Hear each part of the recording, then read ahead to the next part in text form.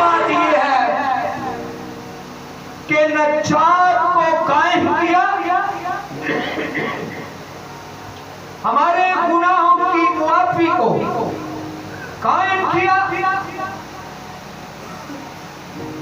और हमेशा के लिए असली कुर्बानी देकर आसमान पर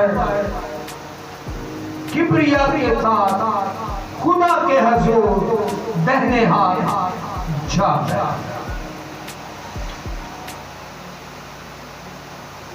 एक ही दफा कुर्बान हुआ और सारी कुल बनी नौ इंसान के लिए नजात को कायम कर दिया। हालेलुया। आए खुदा के सदा कलाम में से इस बात को सीखो। इब्रानियों के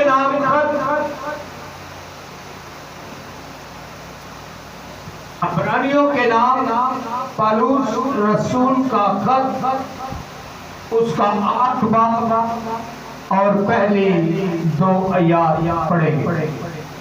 गौर कीजिएगा।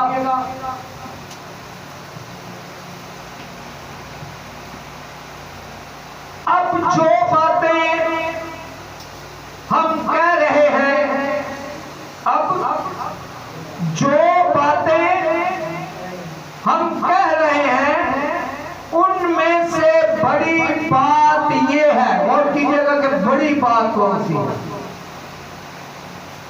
अब जो बातें हम कह रहे हैं, उनमें से बड़ी बात यह है कि हमारा ऐसा सरदार काहिन है, हमारा ऐसा सरदार काहिन है।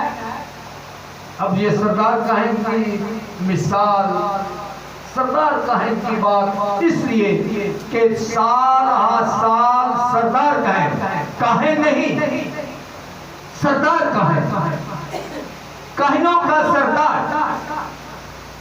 वो खून लेकर पाक मकाम में, उस खैमा में जहां हैकल के अंदर खुदा की हजूरी रहती थी, उस जगह लेकर जाता। अब आज के कलाम से कि हमारा ऐसा सरदार काहिन है जो आसमानों पर किब्रिया के तख्त की तरफ, दाहिनी तरफ जा बैठा। कहां जा बैठा? और मकदिस और उस हकीकी खैमा का खादिम है जिसे खुदावंद ने खड़ा किया है, ना कि इंसान ने।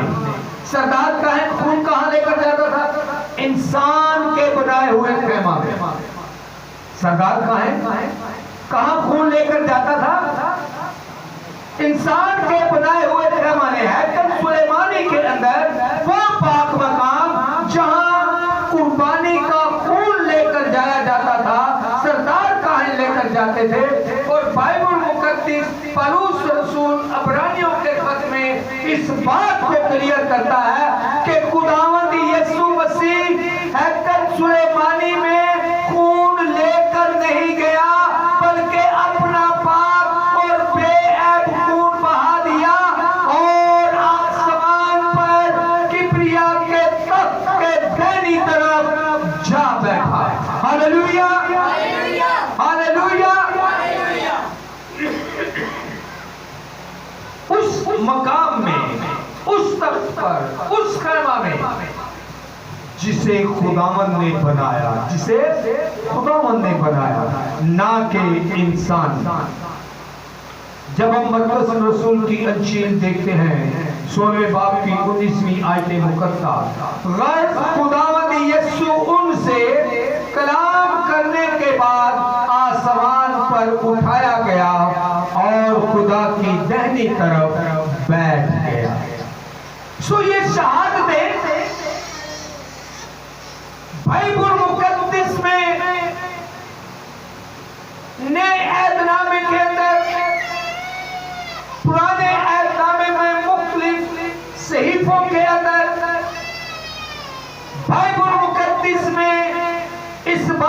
शहादत दी जाती है कि वो मुर्दों में से जिंदा हुआ और आसमानों पर उठाया गया।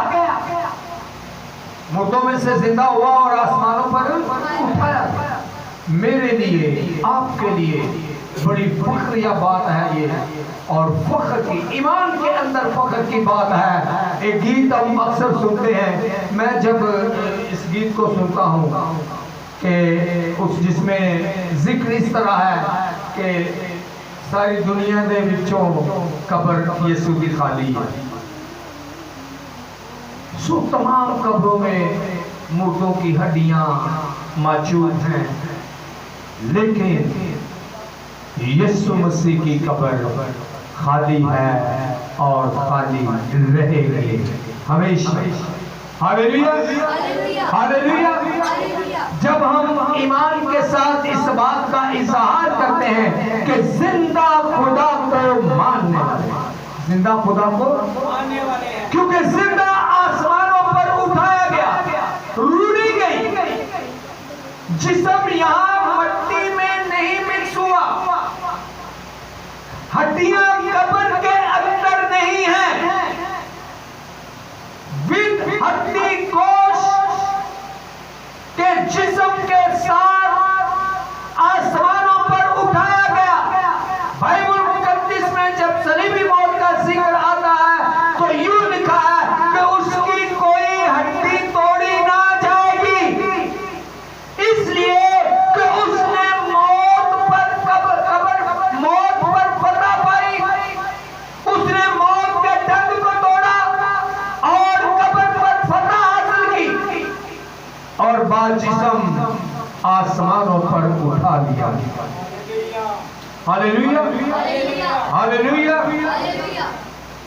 खुदावंद के जिंदा और मुकद्दस पाक कलाम में अबरानियों 9 बाब की 24वीं और 25वीं आयत मुकद्दसा जब हम पढ़ते हैं तो लिखा है, क्योंकि मसीह उस हाथ के बनाए हुए पाक मकान में दाखिल नहीं हुआ, क्योंकि मसीह उस हाथ के बनाए हुए पाक मकान में दाखिल नहीं हुआ जो हकीकी पाक मकान का नमूना है, बल्कि आसमान ही में दाखिल हुआ। कहां दाखिल हुआ? आसमान ही में दाखिल हुआ, ताकि खुदा के रूबरू हमारी खातिर हाजिर हो। ये नहीं, अब गौर तलब बात ही है, फख्र तो बहुत है हमें कि वो जिंदा पूरा आसमानों का पूरा आसमानों पर जिंदा उठा, लेकिन गौर तलब बात ये है ताकि खुदा के रूबरू, गौर कीजिएगा, ताकि खुदा के रूबरू हमारी खातिर हाजिर हो। ये नहीं कि बार बार कुर्बान करे, जिस तरह सरदार काहिन पाक मकान में हर साल दूसरे का खून लेकर जाता था। Hallelujah, hallelujah, hallelujah. अगर हाथ सलामत हो तो खुदा ने कलाम वास्ते तालियां बजाए। Hallelujah, praise the Lord. किस लिए? कि बार बार सरदार काहिन की तरह साल हर साल दूसरे का खून लेकर नहीं, बल्कि अपना पाप और बेऐब खून लेकर आसमान पर उस खेमा में दाखिल हो गया जो हमेशा के लिए मेरी, आपकी, कुल बनीनो इंसान की नजात का बाइस बना। Hallelujah, hallelujah. बार बार खुदा का कलाम आज आपसे यूं मुखातिब है कि बार बार कुर्बान। पौलुस रसूल इन्हीं खतों के अंदर इस बात को जाहिर करता है कि हम अपने कामों, अपनी बातों, अपने अपने करदार की वजह से उसे बार बार सलीब चढ़ा। उसने एक ही दफा काम किया। बहुत सारे मैसेजेस के अंदर, बहुत पुराने मैसेजेस, जहाँ तक मुझे याद पड़ रहा है कि इस बात को दोहराया गया कि जो खुदा के करने का काम था, जो खुदा के करने का काम था उसने कर दिया। मुझे बड़ी अच्छी तरह याद है कि कम से कम भी तो 2 से 3 मैसेजेस के अंदर इस बात को दोहराया गया है। अब खुदा का काम मेरी आपकी रजा, खुदा का काम मेरी आपके गुनाहों की माफी, खुदा का काम मेरे लिए आपके लिए हमेशा की जिंदगी को कायम, बार बार के लिए नहीं, एक ही दफा पाक मकाम में अपना पाक और बेऐब खून लेकर दाखिल हो गया और मेरे लिए आपके लिए कुल बनी नौ इंसान के लिए नजात को कायम कर दिया। हालेलुया। सो खुदा के जिंदा और मुकद्दस पाक कलाम, ये जो लफ्ज़ 25वीं नावे बाप अब्रानियों के खत की 25वीं आयत मुकद्दसा जब हम पढ़ते हैं, हमारी खातिर, ताकि खुदा के रूबरू हमारी खातिर हाजिर हो, ये नहीं कि बार बार कुर्बान करे, इसलिए नहीं कि बार बार कुर्बान करे, लेकिन आज हम इस तरह नहीं, उसने तो एक ही दफा में काम खत्म कर दिया। हम जब उसका इकरार करते हैं, हम जब उसके कलाम पर ध्यान देते हैं और फिर जिस्मानी जिंदगी में आते हैं, फिर दुनिया में शामिल होते हैं, फिर उसके हुजूर गुनाह के मुरत्तिब होते हैं, फिर उसके कलाम को रद्द करते, फिर उसकी मर्जी के खिलाफ चलते, और जब हम अपना रुख पलटते हैं तो उसे बार बार सलीब चढ़ाते हैं। हालेलुया। खुदा जिंदा खुदा रब्बना ज़ुल जलाल यीशु मसीह अपना पाक और बेऐब खून लेकर एक ही दफा पाक मकाम में, उस पाक मकाम में जो इंसान ने नहीं बल्कि खुदा ने बनाया, दाखिल हो गया, ताकि जो कोई उस पर ईमान लाए वो हलाक ना हो बल्कि हमेशा की जिंदगी पाए। हम हमेशा की जिंदगी को पाने के लिए जब उस तरफ गौर करते हैं तो फिर दुनिया की तरफ, फिर अपनी जरूरतें सहूलतों, अपने ईमान को रद्द कर देते हैं, कलाम को रद्द करते हैं, अहकामात को रद्द करते हैं और खुदा की कुर्बत में जाने की बजाय हम दुनिया की बेभरियों में फंस जाते हैं और फिर हमारी मजबूरियां बन जाती हैं। फिर क्या होता है, हमारी मजबूरियां बन जाती हैं, हम मजबूर हो जाते हैं, वक्त के हाथों खुद को मजबूर बना लेते हैं, मुश्किलों मुसीबतों की वजह से खुद को मायूस कर लेते हैं। हम खुदा के कलाम की तरफ ध्यान देने की बजाय रब्बना ज़ुल जलाल यीशु मसीह ने फरमाया, आसमान की बादशाही की तलाश करो, जमीन की चीजें भी तुम्हें मिल जाएंगी। पहले किसकी तलाश करो? आसमान। इसीलिए वो फरमाता है कि मैं तुम्हारे मांगने से पहले जानता हूं कि तुम्हें किस चीज की हाजत। मैं अक्सर एक बात किया करता हूं कि वहां मांगने की जरूरत नहीं पड़ती जहां एतमाद हो, जहां एतकाद हो कि मेरा खुदा मेरा पालने वाला, मेरा संभालने वाला, मेरा मोहकम किला, मेरी मजबूत चट्टान, मेरी पनाह का जिंदा खुदा, जो दिलों और गुर्दों को जांच लेता है। और यही वजह है कि अक्सर हमारी दुआओं का जवाब नहीं मिलता। उसकी वजह यही है कि हम दुआ करते हैं और फरमाने इलाही है कि ये होठों से मेरी तारीफ करते हैं लेकिन इनके दिल मुझसे दूर। मंसूबा अपने ही लफ्जों के खिलाफ सोच कर रखा होता है लेकिन मुंह से लफ्ज कुछ और निकलते हैं।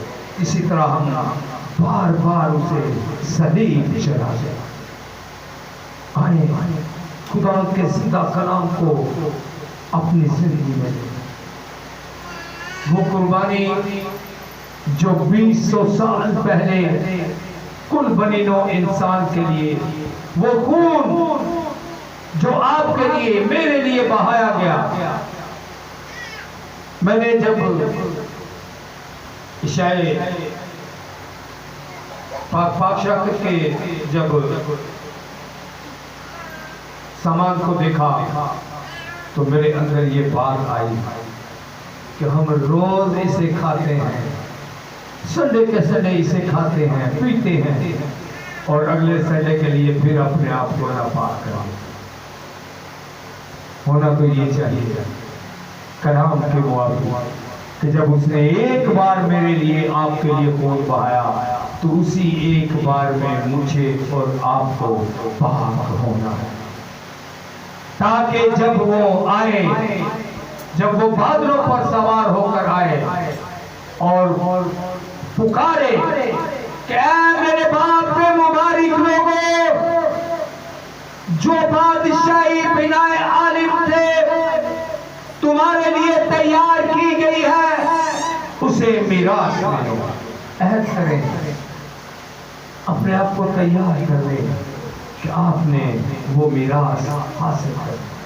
दुनिया की आसाइश नहीं, जो जरूरत खुदा से दूर करती है वो नहीं, जो सहूलत खुदा से जुदा करती है वो नहीं, बल्कि हमेशा की जिंदगी के लिए तबो खुदा आप सबको बरकत। आमीन, आमीन।